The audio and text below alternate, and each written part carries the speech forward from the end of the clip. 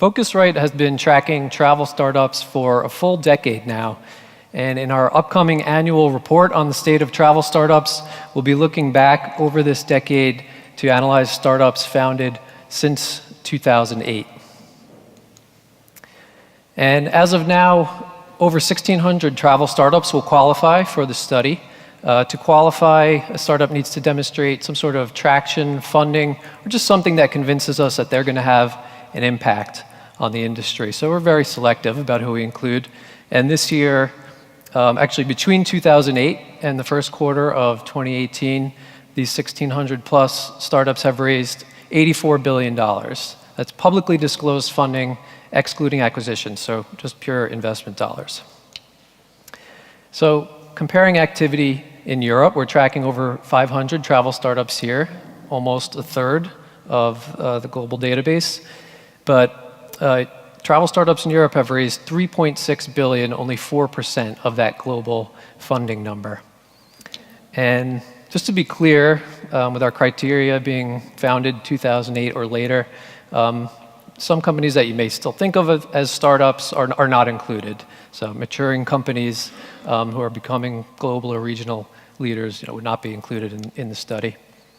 So the question is, why has only 4% of funding over the last 9 to 10 years gone to travel startups in Europe?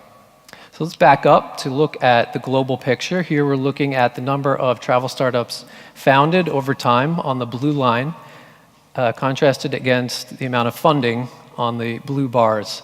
And we see a wave of startups having been founded post-recession during the rise of mobile, social, and the sharing economy, and then a bit of a slowdown since, or more recently.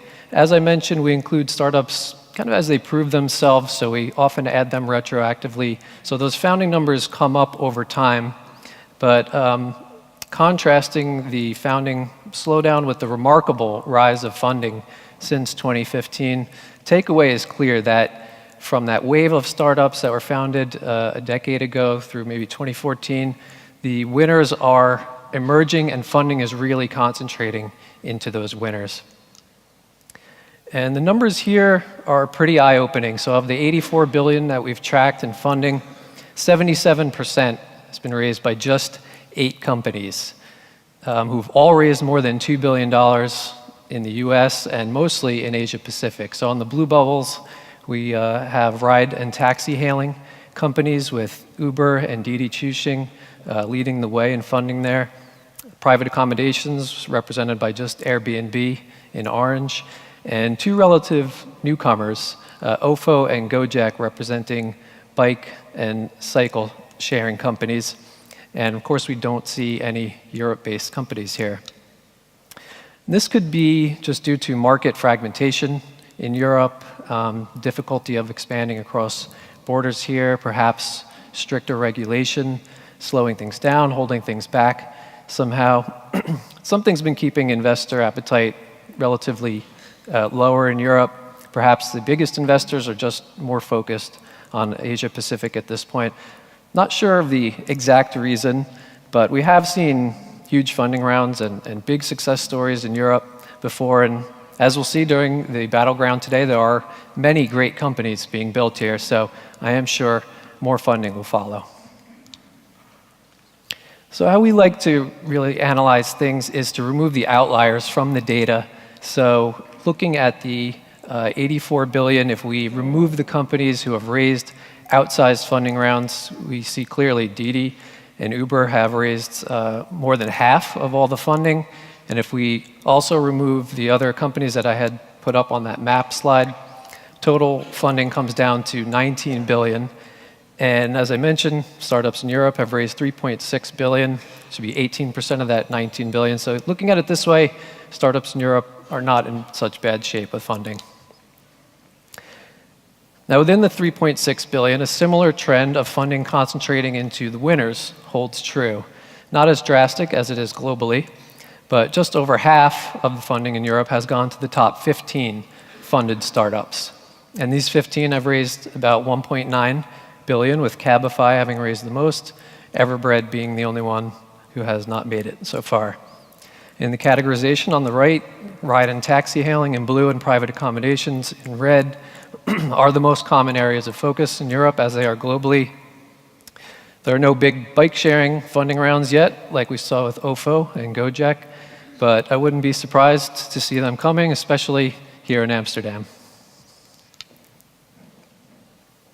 So let's dig a little further into some of the key categories in Europe. Here we're looking at the share or the number of companies founded on the red bars in each category, and the share of funding on the blue bars, and the light blue section of the funding bars, trying to show the impact that the companies who have raised the most money in those categories have had on funding to the category.